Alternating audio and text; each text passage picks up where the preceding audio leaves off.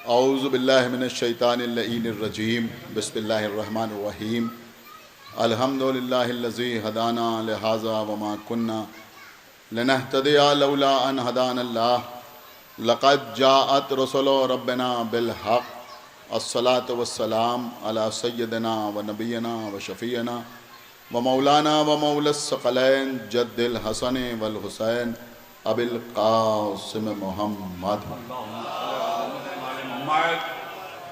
व अला अहले बैतिहि तय्यबीन अत्ताहिरीन अल-मासूमीन अल-मज़लूमीन अल-मुंतखबीन अल-मुंतजबीन अल्लज़ीना अज़हबल्लाहु अन्हुमुर रिज्सा व तह्हरहुम तत्हीरा।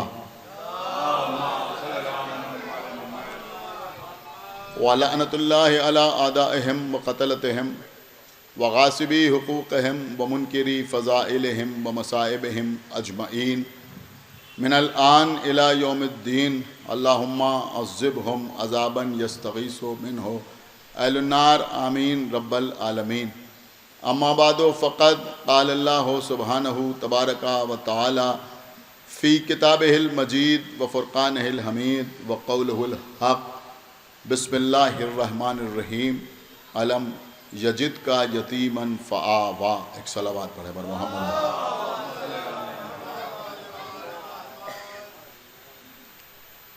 हज़रत अभी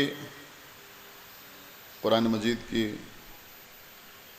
तिलावत का शरफ़ हमारे क़ारी दानिश साहब क़िबला हासिल फरमा रहे थे। उन्होंने दौरान तिलावत 30वें पारे के मुख्तसर से सूरे यानी सूरह ज़ुहा की तिलावत का शरफ़ हासिल किया। इस सूरे में एक छोटी सी यानी मुख्तसर सी आयत है जिसमें अल्लाह अपने हबीब हज़रत अहमद मुश्तबा मोहम्मद मुस्तफ़ा सल्लल्लाहु अलैहि वसल्लम को मुखातिब करके यह आवाज़ दे रहा है, अलम यजिद का यतीमन फ़आवा। वो वक्त याद कीजिए कि जब आप यतीम थे और हमने आपको पनाह दी, हमने आपको अमान दी। अज़ीज़ों, अगर आप कुरान मजीद का मुतालिया करते रहते हैं या यूँ कहा जाए कि अगर आप कुरान की तिलावत करते रहते हैं तो आपको इस बात का अंदाज़ा होगा कि अल्लाह ने कुरान में अक्सर अम्बिया का तज़किरा किया है। बहुत से अम्बिया ऐसे हैं कि जिनको अल्लाह ने आदाब और अलक़ाब के साथ याद फरमाया। किसी को सफ़ी अल्लाह कहा, किसी को नजी अल्लाह कहा, किसी को खलील कहा, किसी को ज़बी कहा, किसी को सिद्दीक़ कहा, किसी को कलीम कहा, किसी को मसीहा कहा या मसीह कहा, किसी को कलिमतुल्लाह करार दिया। लेकिन जितने आदाब और अलक़ाब और ख़िताबात अल्लाह ने अपने आखिरी नबी के लिए कुरान में इस्तेमाल फरमाए, इतने आदाब और अलक़ाब अल्लाह ने किसी दूसरे नबी के लिए इस्तेमाल नहीं किया। कभी ताहा कहा तो कभी यासीन कहा। अगर पैगंबर को कमली ओढ़े हुए देखा तो मुज़म्मिल कहा, पैगंबर को चादर ओढ़े हुए देखा तो मुद्दस्सिर कहा, पैगंबर को जन्नत की गुफ्तगू करते हुए देखा तो बशीर कहा, पैगंबर को उम्मत को अज़ाब जहन्नम से डराते हुए देखा तो नज़ीर कहा, पैगंबर को नूर कहा, पैगंबर को किताब कहा, पैगंबर को नबी कहा, रसूल कहा। अज़ीज़ों, ये बात काबिल गौर है कि जो अल्लाह अपने हबीब को कभी ताहा कहता है, कभी यासीन कहता है, कभी मुज़म्मिल कहता है, कभी मुद्दस्सिर कहता है, कभी बशीर कहता है, कभी नज़ीर कहता है। इस आयत में जिसको मैंने सरनामा सुखन करार दिया, अल्लाह अपने हबीब को यतीम कह रहा है। एक सलावत पढ़े बर मोहम्मद। आप मुझे बताएं कि यह गौर करने वाली बात है या नहीं। अलम यजिद का यतीमन फ़आवा, वो वक्त याद कीजिए कि जब आप यतीम थे और हमने आपको पनाह दी, हमने आपको अमान दी। देखिए अजीज़ों, अक्सर ऐसा होता है कि कोई बच्चा यतीम हुआ, हालात गुर्बत के साथ गुजर रहे थे, हालात अच्छे नहीं थे, किसी ने उस बच्चे को पनाह दी, किसी ने उस बच्चे की मदद की। अब वो बच्चा धीरे धीरे किसी मंजिल पर पहुंचा और एक मौका ऐसा आया कि जब वो एक शख्सियत बन के उभरा और उसने बड़े अच्छे अच्छे काम किए, फलाही काम किए, कौम की फलाह व बहबूद के लिए काम किया, एजुकेशन की लाइन में काम किया, बहुत अच्छे अच्छे काम किए। अब किसी मौके पर उस शख्स का इस्तकबाल किया जा रहा था, उसको इस्तकबालिया दिया जा रहा था। जिन साहब ने कभी यतीमी के आलम में उसकी मदद की थी, वो उस स्टेज पे आए और आने के बाद उन्होंने कहा कि मैं इनको याद दिलाना चाहता हूँ कि जब ये यतीम थे तो हमने इनकी मदद की थी। आप बताएं कि वहाँ बैठे हुए लोग क्या कहेंगे? बहुत तवज्जो आप हजरात की चाहता हूँ। वहाँ बैठे हुए लोग क्या कहेंगे? वो कहेंगे कि बात तो इन्होंने सही कही, लेकिन मौका ये कहने का नहीं था, इनको ये नहीं कहना चाहिए था। एक सलावत पढ़े मोहम्मद वाले। बिल्कुल सुनिए, बिल्कुल सामने की बात मैं आपके सामने अर्ज कर रहा हूँ। लोग कहेंगे भाई यहाँ पर इनको ये बात नहीं करना चाहिए थी, ये बात अखलाक का मनाफी है, यहाँ पर एहसान याद दिलाना मुनासिब नहीं है। अब आप मुझे बताएं कि जब हमारे जैसे लोग कि जिनके खुल्क या जिनके अखलाक की कोई हैसियत नहीं है, वो इस बात को बेहतर नहीं समझते कि अगर किसी के साथ कोई एहसान किया जाए तो दुनिया के सामने उस एहसान को याद दिलाया जाए, तो वो अल्लाह जो साहिबे खुल्क अजीम का खालिक है। सलावत पढ़े पर मोहम्मद वाले मोहम्मद। वो अपने नबी से कह रहा है कि अलम यजिद का यतीमन फआवा, वो वक्त याद कीजिए कि जब आप यतीम थे और हमने पनाह दी। इसका मतलब ये हुआ कि अल्लाह अपने पैगंबर को उनकी यतीमी नहीं याद दिला रहा है, बल्कि उम्मत के सामने किसी के एहसान को उजागर कर रहा है। एक सलावत पढ़े मोहम्मद वाले। किसी का एहसान दुनिया के सामने जाहिर किया जा रहा है। देखिए अजीजों, अल्लाह कह रहा है आप यतीम थे और हमने आपको पनाह दी, हमने आपको अमान दी। अब मैं आपके सामने अर्ज करूंगा कि अगर पैगंबर यतीम होने के बाद खाने काबा में जाकर रहने लगते तो बात समझ में आती कि यतीम थे, अल्लाह ने पनाह दी। अगर पैगंबर मस्जिद बना के उसमें रहने लगते तो समझ में आता कि यतीम थे, अल्लाह ने पनाह दी। अगर बैतुल मक़दस पे जाके रहने लगते तो समझ में आता कि यतीम थे, अल्लाह ने पनाह दी। अगर ईसा की तरह चरखे चहारों पर उठा लिए जाते तो समझ में आता कि यतीम थे, अल्लाह ने पनाह दी। लेकिन जब अल्लाह का रसूल यतीम हुआ तो न खाने काबा में जाके रहे, न मस्जिदुल हराम में क़याम किया, न मस्जिद अक्सा में जाके रहे, न चरखे चहारों पर बुलाए गए, बल्कि पैगंबर को अमान कहाँ मिली? का अमान मिली खाने जनाब अबू तालिब में। क्या सुन रहे हैं? खाने जनाब अबू तालिब में। लेकिन अल्लाह क्या कह रहा है कि अलम यजिद का यतीमन फआवा, वो वक्त याद कीजिए कि जब आप यतीम थे और हमने आपको पनाह दी। अब जी चाहे तो बोलिएगा और जी चाहे तो न बोलिएगा, इसका मतलब यह हुआ कि अमान अबू तालिब ने दी। अल्लाह कह रहा है हमने अमान दी, यानी अबू तालिब उस अजीम तरीन शख्सियत का नाम है कि जिसकी अमान को अल्लाह अपनी अमान कहता है, जिसके मकान को अल्लाह अपना मकान कहता है। एक सलावत पढ़े मोहम्मद वाले।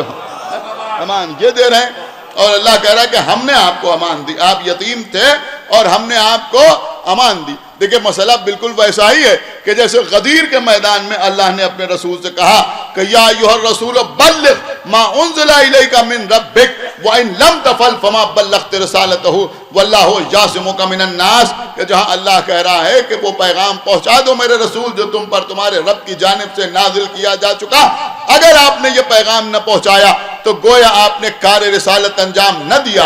अल्लाह जानता है कि जो हुक्म हम अपने रसूल को देंगे वो उस पर अमल करेंगे। तो फिर ये कहने की क्या जरूरत कि अगर ये ना पहुंचाया तो कुछ ना पहुंचाया। हमारे उन उलमा ने हमको बताया कि अल्लाह ने कहा तो रसूल से, लेकिन सबक मुसलमानों को दिया कि देखो ये गदीर में जो ऐलान हो रहा है विलायत अली का ऐलान, यह विलायत का मामला इतना अहम है कि जब मैं अपने रसूल से तेवर बदल लेता हूं तो तुम भी समझ लो कि अगर ये ना माना तो कुछ ना माना।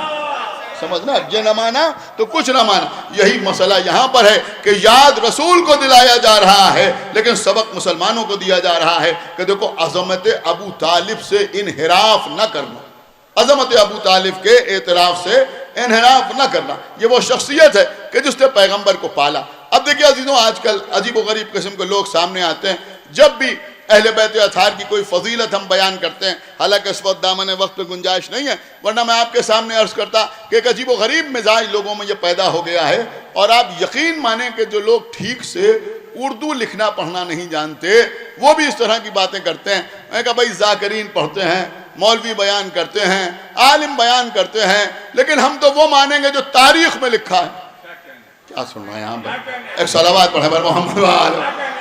ये अजीब व गरीब मिजाज हो गया है। मैंने कहा भाई अल्लामा मजलिसी ने लिखा हम क्यों माने, अल्लामा हिल्ली ने लिखा हम क्यों माने, हम तो वो मानेंगे जो मसलन तबरी ने लिखा है, जो आसम कूफी ने लिखा है। अब इस वक्त अगर इसका जवाब न दिया जाएगा तो कहाँ जवाब दिया जाएगा? अरे भाई कहीं कोई वाकया हुआ, हमने कहा भाई वाकया तो हुआ लेकिन रजत शर्मा ने बयान नहीं किया। क्या सुन रहे हैं? खुदा के लिए बहुत तवज्जो आप हजरात की चाहता हूँ। हमने कहा भाई ये वाकया नहीं हुआ इसलिए कि सुमित अवस्थी ने तो नहीं बयान किया, जी न्यूज पर तो नहीं दिखाया गया। मैं कहा साहब आप कैसी बातें करते हैं, ये सब बिके हुए हैं। अरे भैया जैसे इस जमाने में ये बिके हुए हैं वैसे उस जमाने में वो बिके हुए थे।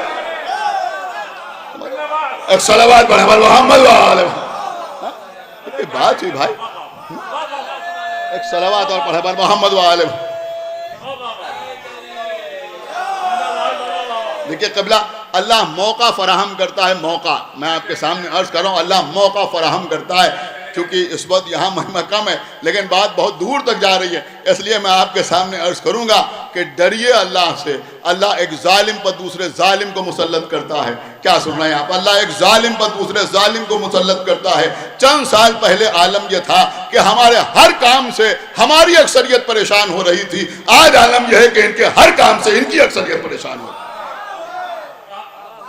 एक सलावत पढ़े पर मोहम्मद के बाद आप अपने जहन में रखें।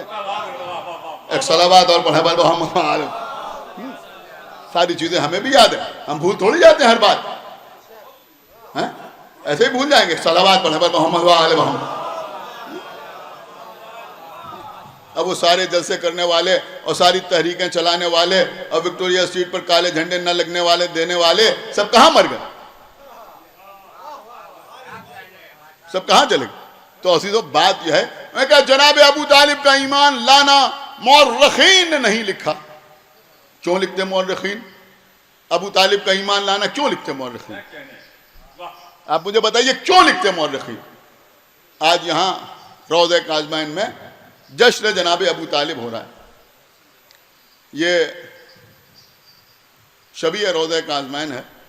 मैं समझता हूँ कि सबसे ज़्यादा प्रोग्राम साल में इसी रोज़े में होते हैं और अल्हम्दुलिल्लाह इमाम काज़माइन का एहसान है कि जितने प्रोग्राम भी होते हैं, मजमा जितना भी हो, सारे प्रोग्राम अल्हम्दुलिल्लाह कामयाब होते हैं। और कर रहे हैं, और अक्सर महफिल में हमारी शिरकत होती है।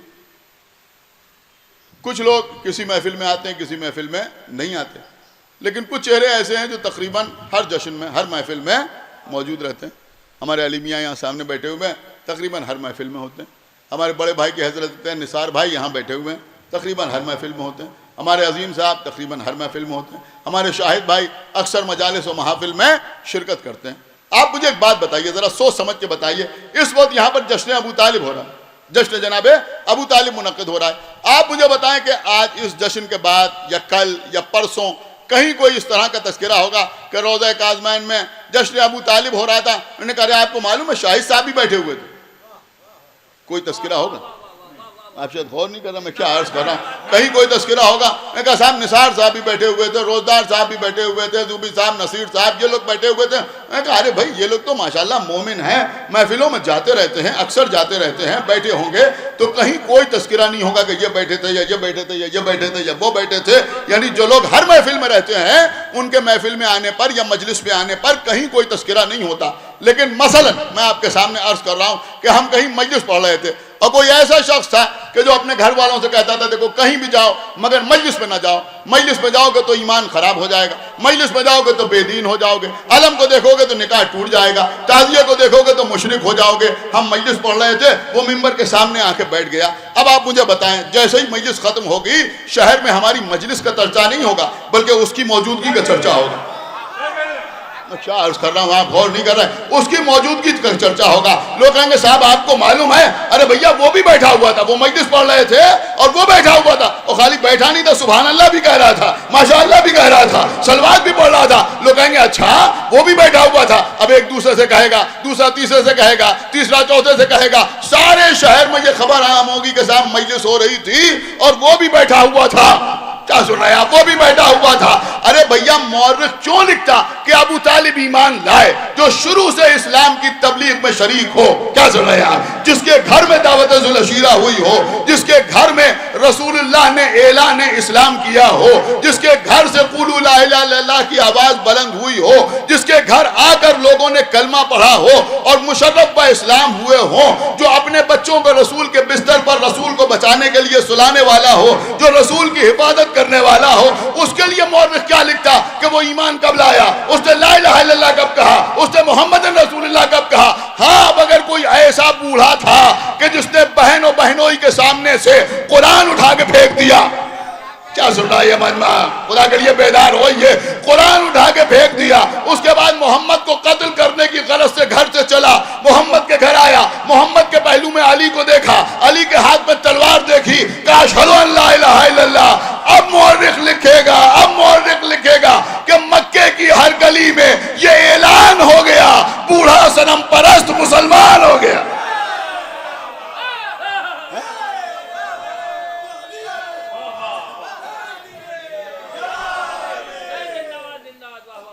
देखिए एक बार मैं फिर आप हजरात से कहूँ जो पीछे बैठे हैं, देखिए कुर्सियों का मसला ये है कि इसमें उठ जाने में कोई प्रॉब्लम नहीं होती। जो लोग पीछे बैठे हैं थोड़ा आगे आ जाएं, ये गैप बिल्कुल अच्छा नहीं लग रहा है। आइए थोड़ा थोड़ा, भैया हाँ तुमसे कहना, नाम लेंगे तो क्या फायदा, आगे आ जाओ, आइए आइए आइए थोड़ा आगे आ जाइए।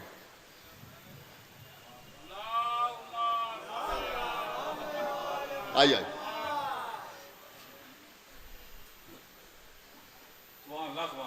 एक सलावत और पढ़ा मोहम्मद वाले। आइए दुकान से। देखिए हजरात, जब नमाज पढ़ाने वाले को ये इख्तियार होता है कि वो सफ़ों को दुरुस्त करा ले, तो तकरीर करने वाले को भी इख्तियार होता है एक सलावत पढ़ा मोहम्मद वाले। और देखिए हम अगर आगे बुलाएं, आइए रजवी साहब आगे, तो आइए आइए रजवी साहब एक सलावत पढ़ा मोहम्मद, तो आ जाइए। इसलिए कि हम ज़्यादातर लोगों को जानते हैं तो नाम बनाम पुकारें तो एक सलावत पढ़े पर मोहम्मद वाले। और ये सारी मेहनत मैं किसी वजह से आपके सामने कर रहा हूँ, पूरी तवज्जो आप हजरात की चाहता हूँ। तो जनाब अबू तालिब वो हैं जिनके लिए लोग बहस करते हैं कि अबू तालिब ने कलमा पढ़ा या कलमा नहीं पढ़ा। बस एक बात आखिर में और हमारी बात तमाम। आप नमाज पढ़ते हैं, नमाज में दोनों हाथों को उठाते हैं, क्या कहते हैं, रब्बिरहमहुमा कमा रब्बयानी सगीरा, ऐ हमारे रब तू इन दोनों पर वैसे ही रहमत नाजिल फरमा जैसे बचपने में ये हमारे रब रहे। क्या सुन रहे हैं, जैसे बचपने में ये हमारे रब रहे। रब का मतलब क्या, रब का मतलब पालने वाला। तो चूंकि माँ बाप ने हमें पाला, लिहाजा आप कहते हैं परवरदिगार तू इन दोनों पर वैसे ही रहमत नाजिल फरमा जैसे बचपने में ये हमारे रब रहे। इस जुमले को जहन में रखें शुअरा कराम, ये हमारे रब रहे, लिहाजा इन पर तू रहमत नाजिल फरमा। अब अजीजों, न मालूम कितनी मजलिसों में हमने ये पढ़ा कि ये माँ बाप का शरफ है कि अल्लाह ने जो लफ्ज अपने लिए इस्तेमाल किया वही हमारे माँ बाप के लिए इस्तेमाल किया। आज तक किसी ने एतराज नहीं किया कि मौलाना ये आपने क्या पढ़ दिया, ये तो माँ बाप के हक में गुलू हो गया। सुन रहे हैं आप, एक सलावत पढ़े मोहम्मद वाल। आज तक किसी ने नहीं कहा हमसे कि ये आपने क्या कह दिया, ये माँ के हक में बाप के हक में इतना बड़ा गुलू। अल्लाह ने अपने लिए भी वही लफ्ज इस्तेमाल किया, माँ बाप के लिए भी वही लफ्ज इस्तेमाल किया। सब सर हिला देते हैं, सबकी समझ में आ जाता है। क्यों समझ में आ जाता है? इसलिए समझ में आ जाता है कि हमें थोड़ी बहुत अपने माँ बाप से मोहब्बत है। क्या सुन रहे हैं? तो जिससे मोहब्बत होती है, जब उसकी फजीलत बयान होती है तो गुलू जहन में नहीं आता। क्या सुन रहे हैं? गुलू जहन में नहीं आता, इश्काल जहन में नहीं आता, शुबा जहन में नहीं आता। अब अगर फदाइल आले मोहम्मद बयान हो और समझ में ना आए तो ये न समझना कि उनकी फजीलत में कमी है, ये समझना तुम्हारी मोहब्बत में कमी है। एक सलावत पढ़े पर मोहम्मद वाले मोहम्मद। मोहब्बत में कमी है जो आप सोचने लगते हैं, समझ रहे हैं? जो आप सोचने लगते। तो अजीजों, अल्लाह ने अपने को भी रब कहा, हमारे वालिदैन को भी रब कहा, लेकिन इश्तिराक लफ्जी से इश्तिराक माना लाजिम नहीं आता। अल्लाह का रब होना और है और हमारे माँ बाप का रब होना और है। क्यों? का अल्लाह रब है सबका, लेकिन माँ बाप जो रब हैं वो अपने बच्चों के लिए रब है, जिनको पाला उनके लिए रब है। समझ रहे हैं? हमको पालने वाले माँ बाप हमारे लिए रब है, आपको पालने वाले माँ बाप आपके लिए रब है। मैं कुछ अर्ज कर रहा हूं। अब अगर कोई आलिम कहे रब्बिर हमहुमा कमा रब्बयानी सगीरा, तो जिसने उस आलिम को पाला वो उसके लिए रब। कोई आलम कहे रब्बिर हमहुमा कमा रब्बयानी सगीरा, तो वो माँ बाप उसके लिए रब जिन्होंने उस आलम को पाला। क्या सुन रहे हैं आप? अब थोड़ा सा आगे बढ़िए। अगर किसी ने तबे ताबई को पाला है, किसी ने ताबई को पाला, किसी ने सहाबी को पाला, किसी ने किसी नबी को पाला, तो अब अगर किसी ने ताहा को पाला, किसी ने यासीन को पाला, किसी ने मुजम्मिल को पाला, किसी ने मुद्दस्सिर को पाला, किसी ने बशीर को पाला, बड़ा कयामत का जुमला आपके सामने अर्ज करके बात को तमाम कर रहा हूं। अरे भैया, जिसे नुसैरी रब कहे उसे अली कहते हैं, और जो बचपन में मोहम्मद का रब रहे उसे अबू तालिब कहते हैं। एक सलावत पढ़े पर मोहम्मद वाले। बस अजीजों, मैंने तकरीर को तमाम किया। खुदावंद आलम जिंदा व सलामत रखे, हर बीमारी से निजात दे उन्हें, और उनका साया हमारे सरों पर बरकरार रहे। हुज्जतुल इस्लाम आली जनाब मौलाना सैयद लियाकत रज़ा रिज़वी साहब क़िबला हमारे शहर के बहुत बड़े आलिम हैं, और जाहिर सी बात है कि ये वो हजरात हैं कि जिनसे इस्तिफ़ादा करके हमारे जैसे लोग मैदान ज़िक्र अहले बैत में कदम आगे बढ़ाने की जुर्रत करते हैं। और यकीन माने आप अजीज़ों, मैं एक बात अक्सर कहा करता हूँ, ये बात आप अपने जहन में हमेशा रखिए। देखिए, हमारा शहर लखनऊ, अल्हम्दुलिल्लाह कि हम भी यहीं के रहने वाले हैं और यहाँ के मिजाज से अच्छी तरह वाकिफ़ हैं। हो सकता है किसी को बात बुरी लग जाए तो मुझे माफ़ फरमाइएगा। आज की तारीख़ के हवाले से मैं आपसे माजरत चाहता हूँ कि यहाँ के अफराद आम तौर पर अक़ीदत के मामले में डेवढ़ियों से बंधे हुए हैं। मैं गलत नहीं अर्ज़ कर रहा हूँ, ख़ानदानों में बैठे हुए हैं। हमें कोई एतराज़ नहीं, कोई एतराज़ हमें नहीं। आप अपने पसंद के जिस आलिम के पास चाहें जाएं, जिसको पसंद करते हैं उसके पास जाएं।